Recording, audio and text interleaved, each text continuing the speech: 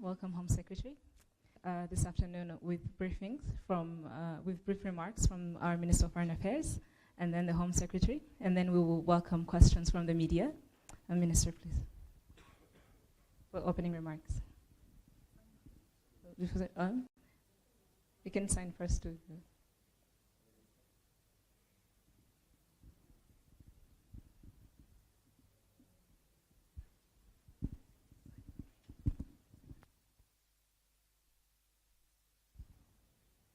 And now signing the treaty.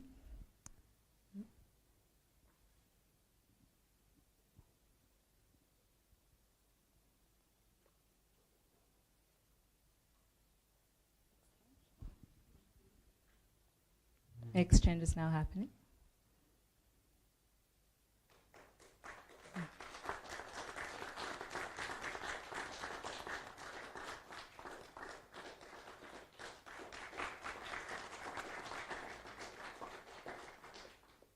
Thank you.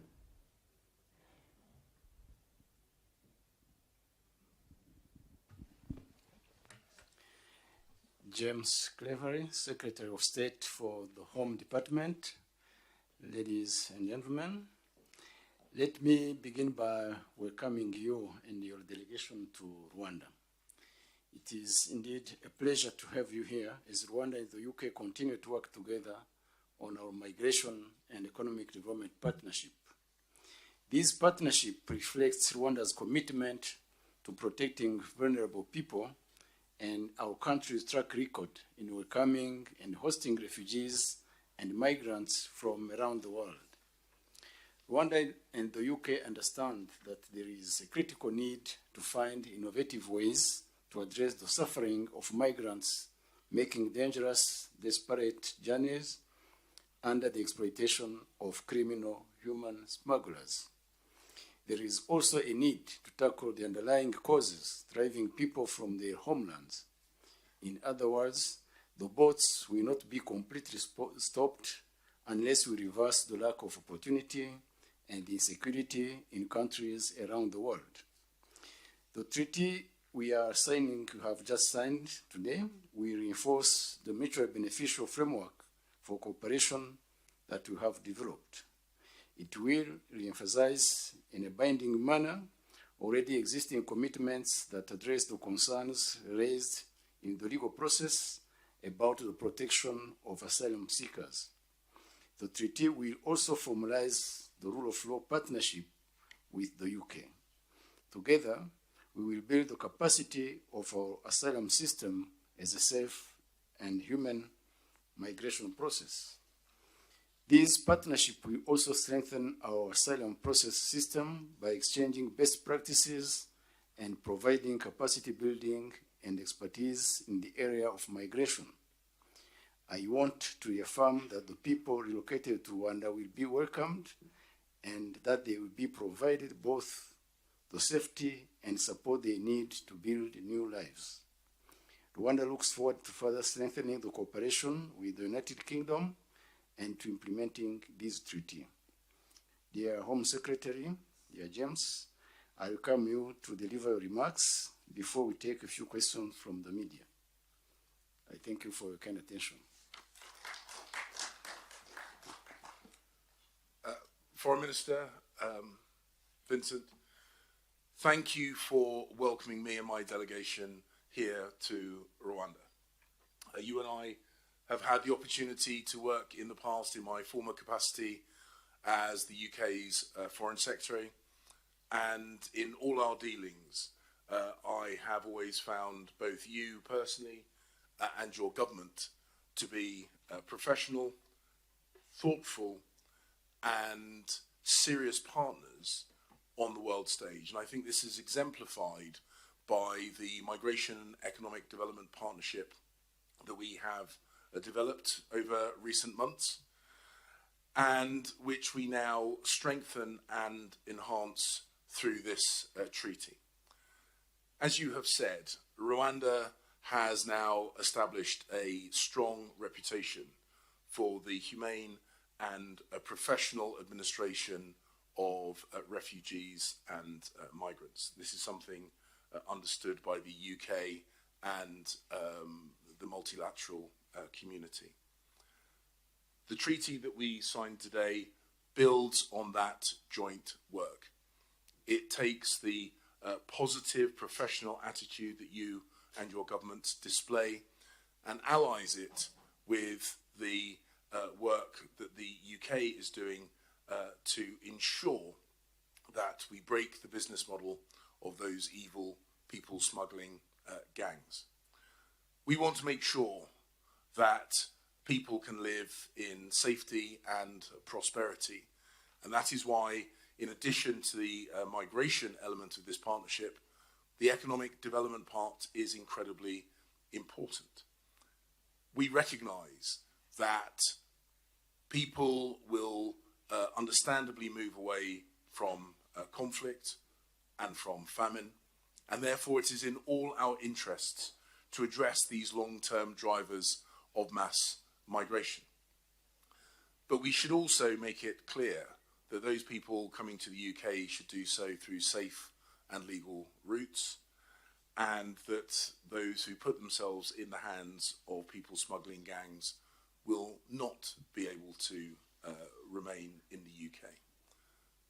But your country has made a clear and unambiguous commitment to the safety of people who come here. That has been displayed, and we have seen that in practice. You've also made a strong commitment to work with the UK and international partners in order to make sure that the robustness of your judicial system is clearly on display. And we are very proud to be a long-standing partner in that endeavour.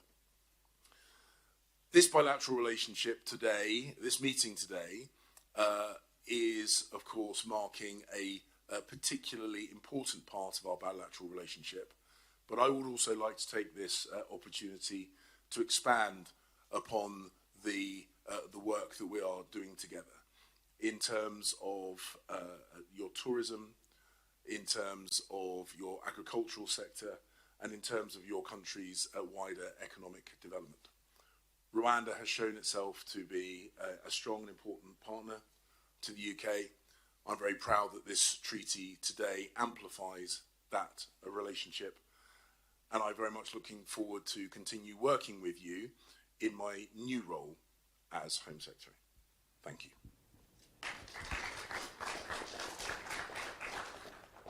Thank you very much. We'll now take questions from the media. It will be one question per person. Chris, please. Thank you, Minister. Chris Mason, BBC News. Mr. Cleverly, thank you. Mr. Cleverly, you're far from the first Home Secretary to head here to try and get this project up and running. What makes you think this time it can be a success? And can you guarantee that migrants will be on their way here as soon as the spring? Or are you crossing your fingers and hoping for the best? And a question to Dr. Baruta, if I may. How frustrated are you at the ongoing delays in trying to bring about this policy? And were you offended by the judgment of the UK Supreme Court? Thank you both. Chris, thank you for the question. The UK has been working with Rwanda not just as a Commonwealth partner on a range of issues, which I alluded to in my opening remarks, but specifically on the Migrant and Economic Development Partnership, Migration and Economic Development Partnership. Throughout the time that we've been working with the Rwandan government, they have shown an energy and a professionalism and a desire to work in a collaborative partnership way with the UK. And I've also, in my previous role as Foreign Secretary, seen that displayed across a number of other bilateral issues as well. Of course, we want to see this part of our wider migration plan up and running as quickly as possible. We feel very strongly that this treaty addresses all the issues raised by their lordships in the Supreme Court, and we have worked very closely with our Rwandan partners to ensure that it does so. I cannot see any credible reason why Rwanda's track record as a partner, including as a partner for the ECHR, long-term partner for the ECHR, bearing in mind the ECHR, I think sent 165 refugees to Rwanda the day following the Supreme Court judgment. So they clearly regard Rwanda as a credible long-term partner, just as we do. So I really hope that we can now move quickly. We've addressed the issues that were raised by their lordships in this treaty, and that will be reflected in domestic legislation soon, because we are absolutely committed to breaking the business model of these people smuggling gangs, to create a safe and welcoming environment with our friends and partners here in Rwanda, but also making sure that mass migration is well managed into the future.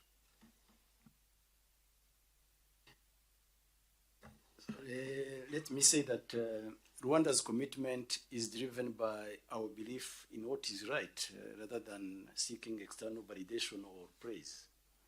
And Rwanda is proud to be part of a solution to a global crisis, that is the migration crisis. And it is crucial to recognize that the UK Supreme Court's reliance on speculative concerns rooted in UNHCR criticisms contradicted the UNHCR's own previous expressions of appreciation for Rwanda's inclusive refugee policies. So it begs the following question: how did we go from model to dangerous country in just 4 short years? And how much of this perception is linked to internal UK politics? This being said, I would say that there is always a room for improvement to any system designed by human beings, Rwandan or British. So this is the reason why we worked on this treaty, and we accepted to partner just to make sure we can improve our asylum system and that we have a fair and transparent system in place for those claimants to be able to appeal, or just to have a judgment which is fair and transparent. Thank you. Thank you very much. Rapia? Flora?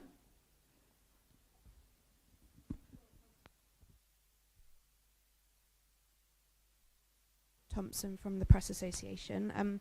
Home Secretary, how much additional money has the UK government agreed to pay Rwanda in light of this treaty? If you're unable to tell us, can you explain why, please? And a question for Dr. Biruta as well.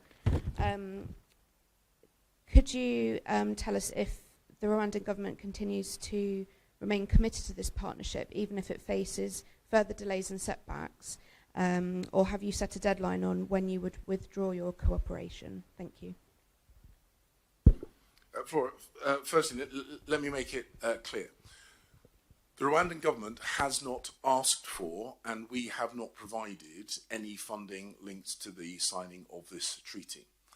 The financial arrangement, which inevitably comes as part of an international agreement, reflects the costs that may be imposed on Rwanda through the changes that this partnership has created in their systems, in their legal systems, and in their institutions.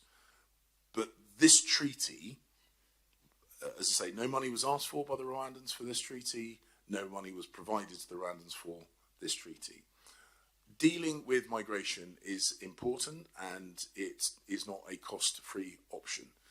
But we regard it as the right thing to do, both to protect our borders, to dissuade people from putting themselves in the hands of people smugglers and making these dangerous journeys, often in unseaworthy vessels, whether it be across the Mediterranean or across the Channel. Rwanda is helping the UK in our fight against illegal migration and people smuggling. They are doing so professionally, thoughtfully, and as a as a partner genuinely willing to work with us on, as Vincent has said, the Foreign Minister has said, on what is increasingly a global challenge?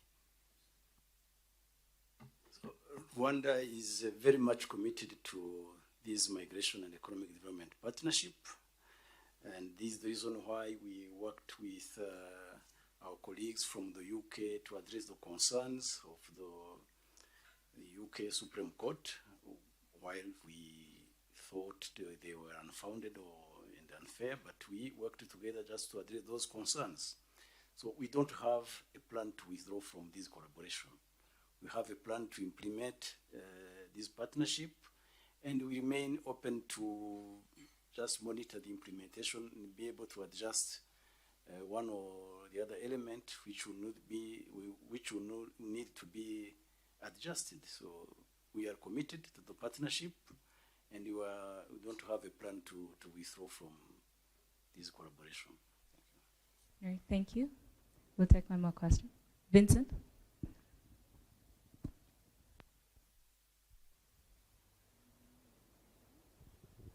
Thank you very much. Vincent Gasana, Katie Press. If I may, Dr. Biruta, as has been stated, this agreement, now treaty of course, comes within the context of what is understood or was understood to be a global challenge of human traffickers and smugglers. Rwanda stepped forward to play its part. Primarily, the country now hosts a school from Afghanistan when the Taliban took over their country. They have been joined by Sudanese medical students. Their school is here too after the conflict in that country.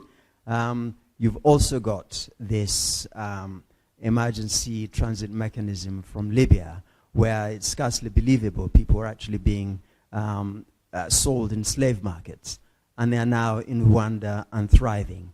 And anyone who's been to the Mahama refugee camp, as I have, and seen the refugees who spent 20 plus years over there, know that while it's not home, it's a good place for people to bring up their children. Now, for all of that, in return for all of that, it seems that Rwanda is being traduced pretty much worldwide in the Supreme Court, the UNHCR, which itself has described Rwanda's policy as exemplary, their word.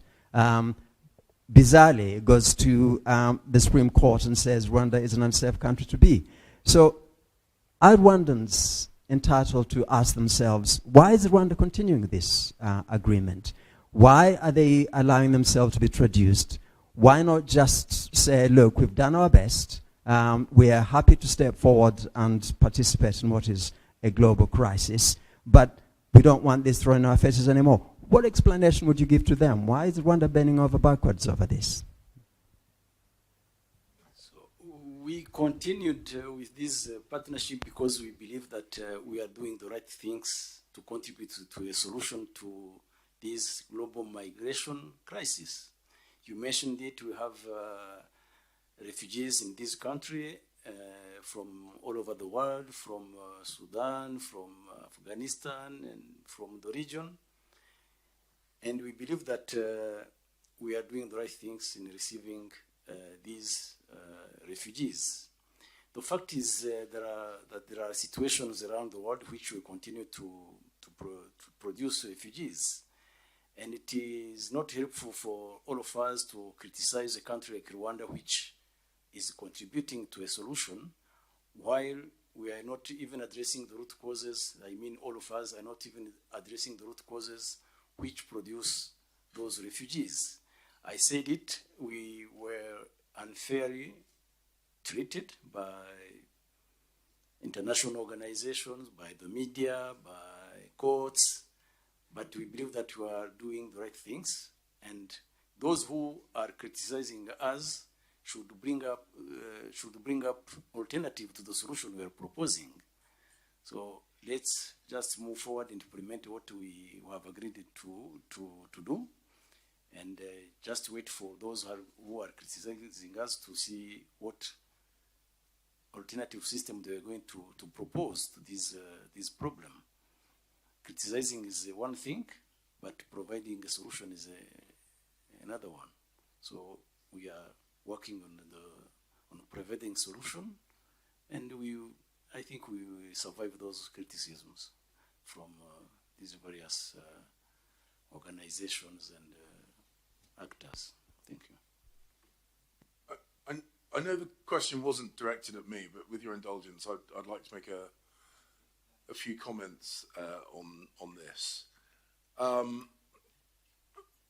I have a huge amount of admiration for the fortitude of the Rwandan government, who, as you say, have been the recipients of criticism, I think, completely out of keeping with the effort that the government has been making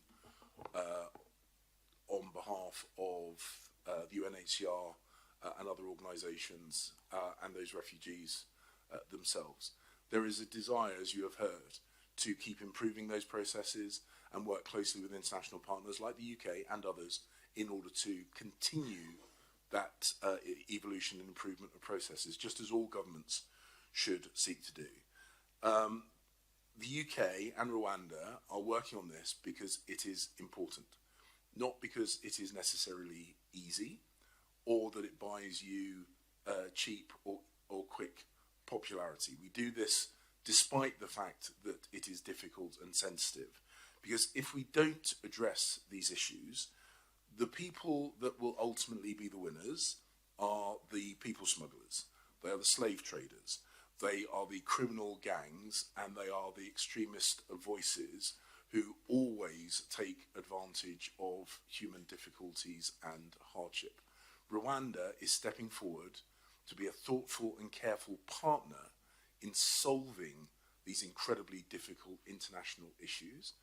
I think that they deserve support in doing that, and I have been uncomfortable with the tone and the volume of some of the criticism directed at Rwanda for having the courage to step forward and to try and be part of the solution rather than part of the problem.